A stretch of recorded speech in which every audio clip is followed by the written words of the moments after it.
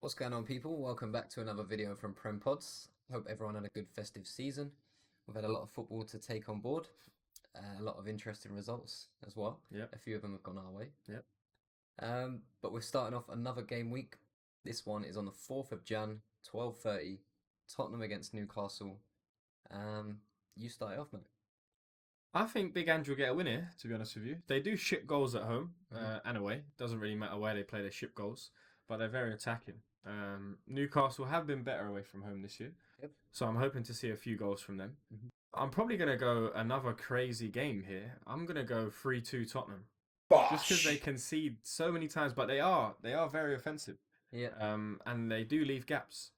And Newcastle can exploit them if they play the ball over the top. They've got fast strikers. Isak only needs a sniff. Some games he's obviously a bit doesn't turn up 100%, but when he does turn up, the geezer can score from any angle, like left foot, right foot, header. So I'm going 3-2 Tottenham. I think they'll just edge it. I'm going 3-2 Newcastle. Bosh! I'm going with a rare prediction of Newcastle to win away from home. Tottenham just too up and down. Always say they're very inconsistent, and this could be one of the games where Newcastle turn up away from home. It's an important game, tough place to go and play. So it'll be a big win for them, confidence-wise, going away from home. 3-2, Yeah. goal fest, like you said. Fair enough. Opposite scores. Not bad, mate. Yeah, I think it's going to have a lot of goals. On to the next one. Villa Park. Aston Villa hosting Leicester City. 3 o'clock kickoff. I'll let you start this one, mate. Be nice and simple and say 3-1 Villa. Leicester, well, Rude has lost his last 4 as Leicester manager. They just don't seem to have the team to compete just yet in the Prem. There's some good players in there as well. That's the thing. Good wide players. Vardy's still knocking in goals every now and then. But Villa should just have a lot more than them. A lot more Prem experience. A lot more quality. And I think they'll show that convincingly. 3-1. Yeah, well, I'm going for the same deficit. I'm going 2-0 Villa. I was looking at the draw. I might have edged towards a draw if Leicester was at home. But since Villa are at home, good record. So I'm going to go 2-0 Villa, mate. I think same. It should be clean-cut victory here. You would think so. You'd think. You'd think so, for sure. You'd think. But we'll find out. Normally goals from both teams in this game as well, historically. So you never. Again, could be a Desmond in there somewhere, mate. There's always odd results, so Leicester have got to pull something out. So that is very true. What's our third game? Bournemouth, the Cherries against the Toffees. Ooh, is it going to be too sticky for Everton in this game, or is it going to be too sticky for the Cherries, mate? 3 o'clock kickoff. I'll let you start this again, mate. I'm confident in Bournemouth here. Actually, I'm going to go 2-1. Bosh. Yeah, I think they've just played much better football than Everton. I like their consistency a bit more than Everton as well. Again, Everton, not a great team I'm able to predict. But I'm confident in Bournemouth at home in this one. Maybe if it was away, I probably would have given Everton something. But 2-1 Bournemouth I'm going with. Still a closer encounter. I think I'm going to go 3-0 Bournemouth. Bosh! I think they're going to smash them. If what I see on the pitch pays off, like what you're saying, the way Bournemouth play the ball around the park, Everton just wait for corners and just hope that someone runs in the box last minute to score. Like us. Yeah, that's true. That is true. That is true. But no, I don't think Everton have had a really good run of results in the big games, but now they're playing against a club who would be somewhere near them in the table, and I think they'll get beat easily. I think they'll show up for these massive games, especially when they play against you. Tough game against us, they did well. So I think Bournemouth should definitely beat them convincingly. Because I think what might happen is Everton might think we don't have to defend as well, because we're not playing the big teams.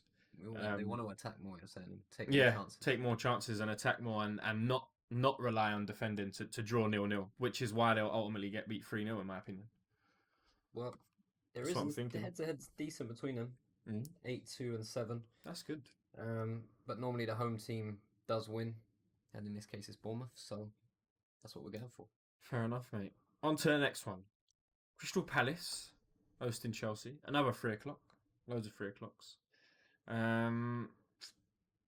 I reckon it would be a tough game for the first 30 minutes, like what Palace always do. And I think Chelsea will bowl them over. I'm probably going to go. I'm going to go 2-0 Chelsea away from home. I'm not even going to give Palace a goal. I was going to go 3-1, but I'm going to say 2-0 Chelsea. Should be convincing enough for me for Chelsea to beat these lot away. Not far to travel either. Yes, I mean, Chelsea had their blip. We were happy for it in the game against Fulham. Very good result for Fulham at Stamford Bridge as well. Yeah, I don't really see that kind of performance continuing. Historically, Chelsea's record against Palace is phenomenal. Hardly ever lose. Haven't lost since 2017 when Palace have been at home as well. Wow. So again, this will be going nearly 8 years. So I'm confident in Chelsea just to get back on track as well, especially just from the Fulham game. They're going to want to correct that pretty quickly. So yeah, I am going with 3-0 to Chelsea, mate. 3-0 to Chelsea. Fair enough. We're halfway through, mate. We are on to Manchester City against West Ham. What is the historical facts about this game? Because I feel like West Ham do well against big clubs at moments, but their overall stats is probably quite low in beating the top six. What, away? Well, just away from home. Well, they haven't beat City in the Prem since 2015. Wow. Away, that is as well. 10 years. And they haven't even drawn at Etihad since then either. It's been all Man City. I expect the same, honestly. Out for a score. I mean, they're not being as ruthless as they usually are. So they're not battering teams. Do concede goals more often nowadays. I'm going 2-1. Bosh! Yeah. I'm going Desmond. I think they should get a draw. I think they can nick a draw up there. Bosh! When they do switch on, they play well. Obviously, it's a bit of not a massive, like, crazy loss losing Antonio, but he does take out 2 defenders. And that allows Kudus and Bowen to do whatever they want, really. So it is, on the ball, he's not the best, but for what he does with, like, for the team and the amount of space he creates in behind and, like, for Bowen, it's a no-brainer to have him in the team. So him not there is obviously a problem. But I still think they can go up there and nick something, mate. That stadium is not what it was. Definitely not. It's not what it was. Yeah. But we said there's got to be a turnaround of form at some point, and historically the teams they've just been playing, they have been beaten, and this is another one of them, especially at home. Well, I'm going Desmond, you're going 2-1 close. They'll probably beat him 6-0, mate. On to the next one. Southampton against Brentford. Brentford's away form is only worse, or only beaten by Southampton. Yeah. In a worst case. They are 19th, Southampton are 2nd. Luckily for Southampton, they're actually playing at home. Yeah. And their home form is probably not that much better because they're still bottom of the league. Yeah. It's not so, this game, I don't know, Brentford, even though Brentford are bad away from home, I still think they should have enough to beat Southampton. What do you reckon? I'm going to go with it as well. I think Southampton only won 1 game at home and only drawn 1. The rest have lost 7. Brentford haven't won away from home, so I'm going with this is the game. This is the best opportunity they've had so far this season to change that. 2 draws, 7 losses. But yeah, this is the game I think they can change that for sure. Score-wise, kind of dodgy. I'm going to go 2-0 though. 2-0. 2-0 Brentford. For the punch, I'm going 1-0 Southampton. Bosh! Just because I don't think you'll get a correct score in this, because it could be anything. Yeah. And if I go opposite you and it pays off, it'd be big. Yeah. So I'm going 1-0 Southampton to get some points on the board. Could go horribly wrong, could go very right. Yeah. Let's see, mate. On to the next one. Brighton Hove Albion against my mob, 5:30. I'll let you start this, mate. What do you reckon? You kick this off. What do you reckon's going to happen, mate? Are they going to do something? I think there's potential there, for sure. Definitely. Again, you've seemed like you're creating a lot more chances anyway with Odegaard back in the team. Again, now Saka potentially missing for a little bit. We're going to have to see what kind of effect that has on you. I said a couple of months ago, I think without Saka, that front three is toothless, in my opinion.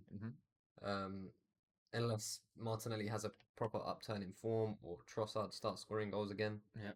But Havertz will score goals without a doubt. But you can't have Havertz up top if you want to win a Premier League. In my opinion, no. You can't be your main striker, main outlet for goals. Definitely not. 2-2. You got Desmondo. Bosh. I'm going 2-1 Arsenal. Bosh. I was very close to 1-0. But I think if we score, they'll score, and we'll have to score again to win it. Especially with them being at home. But you saw it. We only scored 1 goal against Ipswich. Brighton are a good team. Yeah. Like, I wouldn't say Ipswich defence are better than Brighton. So do you get what I mean? Yeah. Only being able to score 1 goal at home. The only thing is they will come out more though. Brighton will give it more of a go than Ipswich will. 100%. Sorry. So that opens up the chances in behind, really. But I just think we don't even if we get in behind, we're not clinical enough. So we're only going to get 2. I don't know. And it might be quite close. But I'm going 2-1 Arsenal, and you're going Desmond. Yep. 5:30. Is that the last game on the 4th? It is. On to the 5th, 2 o'clock. Fulham against Ipswich Town. What do you reckon? It's got to be Fulham, innit? I mean, you can't really look past Fulham at this point. More because of the opponents than anything. But obviously their home form has been very good. And they've been performing well this season. Definitely. In tough games. I still not sure if they're clinical enough to batter teams. I'm still going to go convincing enough 3-1 win for Fulham. Bosh. Yeah, just Ipswich. You could just... Where can they even buy a win at this point? They got to do Spurs. something.